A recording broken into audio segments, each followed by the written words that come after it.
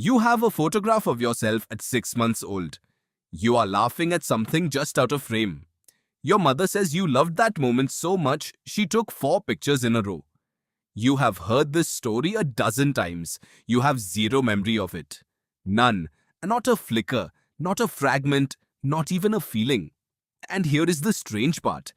That baby in the photo was building a brain, forming attachments, learning the sound of your name.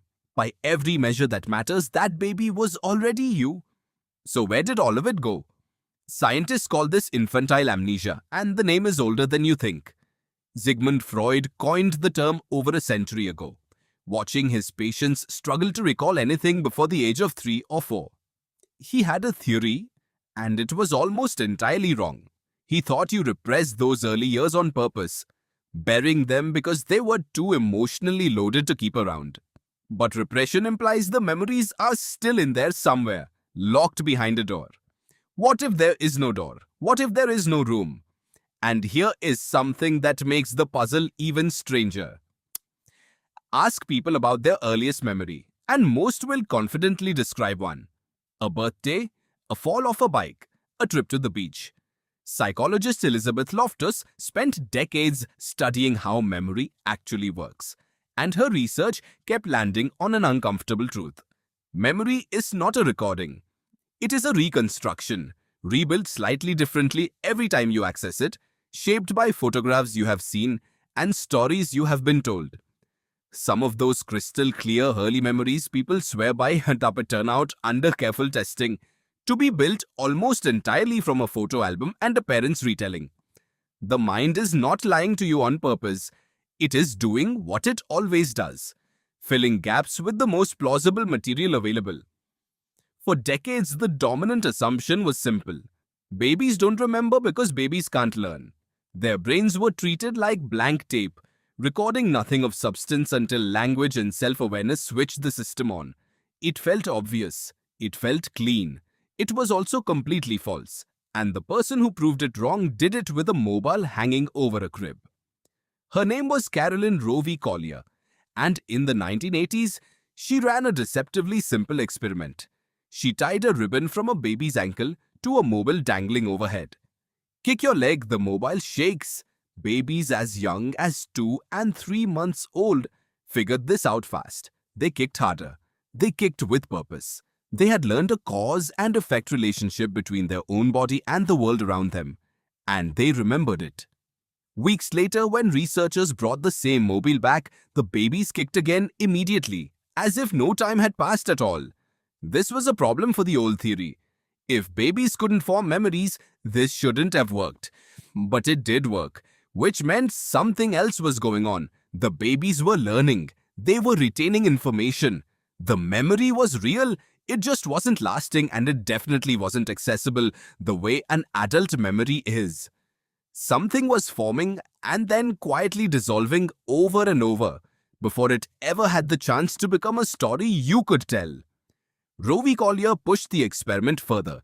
She varied the size of the ribbon, the color of the mobile, the room the babies sat in, changed too many details, and the babies forgot to kick, as though the memory only existed inside a very specific set of cues. Keep the cues consistent, and infants as young as 3 months could retain the kicking behavior for over a week, an astonishing length of time for a brain that age. The memory existed. It was just fragile, context-bound, and almost entirely nonverbal. It lived in the body before it ever had a chance to live in a story.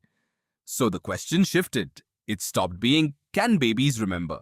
It became, why can't adults retrieve what babies remembered? And that question pointed straight at one small seahorse-shaped structure buried deep in your skull.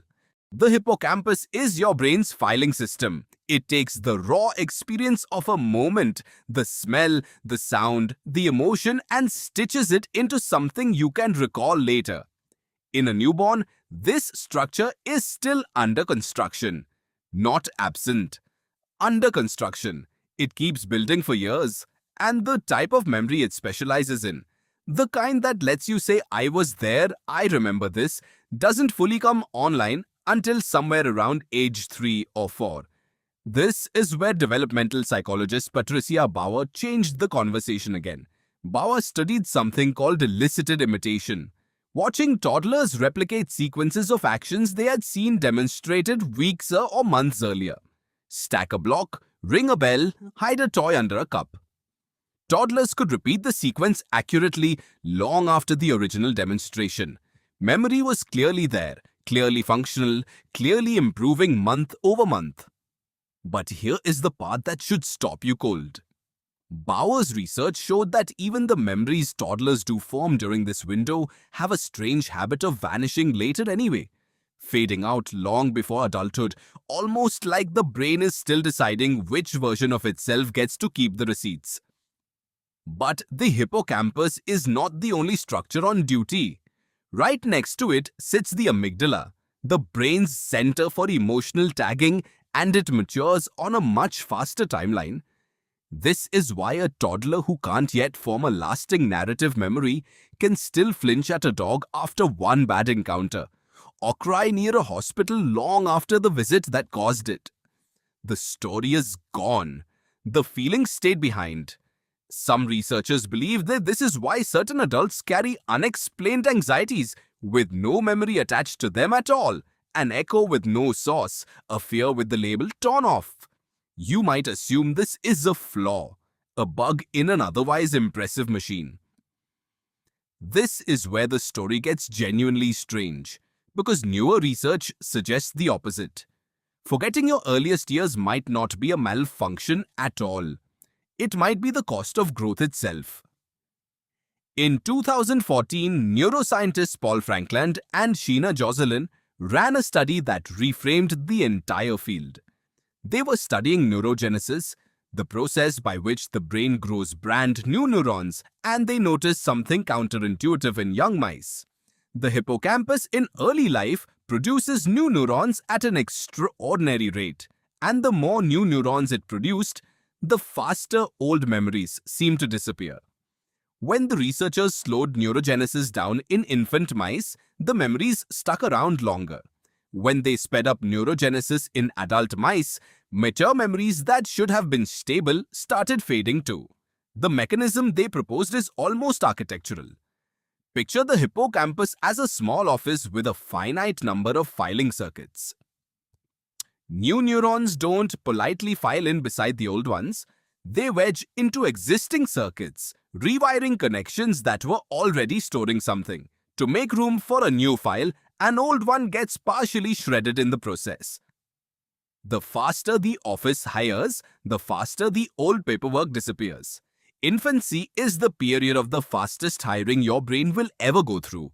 No wonder so little survives the move. Sit with that for a second. Is your earliest memory missing because your brain failed to save it? Or is it missing because your brain was growing so fast, building so many new connections that it had to clear space?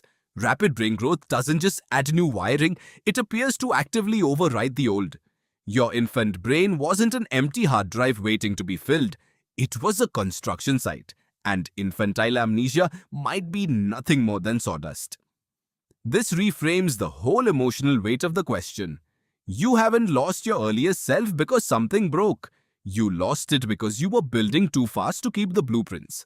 The very mechanism that let you learn to walk, to recognize faces, to absorb an entire language in 18 months may be the same mechanism that wiped the receipts of how you did it. And it doesn't fully stop in infancy. Your hippocampus keeps generating new neurons throughout your life, just at a dramatically slower rate. Some researchers now wonder if this same forgetting through growth mechanism explains smaller, everyday lapses. Why a vivid memory from 5 years ago can feel thinner than it used to. Why you sometimes can't recall details from a trip you know you enjoyed. Growth and forgetting may be two sides of the same coin, running quietly in the background of every life stage, not just the first one. Here is where it gets personal. Right now, somewhere in your skull, that same trade-off is still active. You are learning a new skill, adjusting to a new relationship, processing a hard year, and every time you do, your brain is laying down new neural architecture. Some of what gets cleared away to make room is memory you will never consciously miss, because you never knew it was there to lose. You are, in a very real sense, still doing what you did as an infant, building so fast that some of the scaffolding has to come down. So maybe the real discomfort isn't that you can't remember being a baby. Maybe it's the quieter realization that this process never ended. You are not the same configuration of neurons you were 10 years ago, or even 1 year ago. Pieces have been cleared to make room for who you are becoming. Most of the time, this feels like nothing at all. It just feels like living. It might explain something else too. The slightly uneasy feeling of looking at old photos of yourself from just a few years back and not quite recognizing the logic of who that person was. Why did you make that choice? Why did that upset you so much? Why can't you summon the reasoning anymore, only the outcome? You're not failing to remember your own motives. You may simply be a slightly different structure now, one that built new rooms where the old furniture used to sit. The version of you that made that decision did the best it could with the architecture it had at the time, and then it quietly handed the keys to whoever you are right now. Think about that photograph again. The baby in the yellow bath, laughing at something gone forever from memory. That moment wasn't lost because it didn't matter. It was cleared because you were growing too fast to carry everything with you. You're not missing a memory. You are looking at the cost of becoming everyone you have been since.